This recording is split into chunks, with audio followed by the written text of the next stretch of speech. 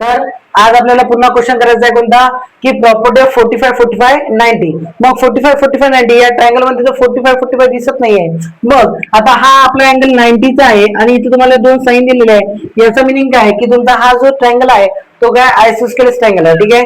मग आयसोस्केलेस ट्रायंगलचे जे तुमच्या इक्वल साइड आहे त्याचे अपोजिट अँगल पण इक्वल असतात. म्हणून हे दोन्ही काय आहे 45 आणि 45 डिग्री. मग तुम्हाला काय करायचं आहे एबी आणि बीसी आणि एबीबीसी काय साइड अपोजिट टू 45 डिग्री.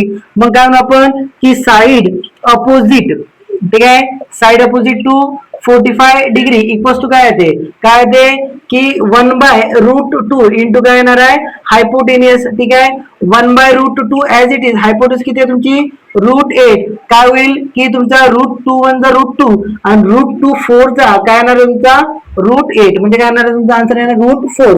मग या √4 चा स्क्वेअर रूट किती आहे तर या √4 चा स्क्वेअर रूट किती आहे 2. म्हणजे तुमची काय येते साइड अपोजिट टू 45 डिग्री म्हणजे काय AB आणि इक्वल्स टू काय BC इक्वल्स टू काय येणार आहे तुमचा 2.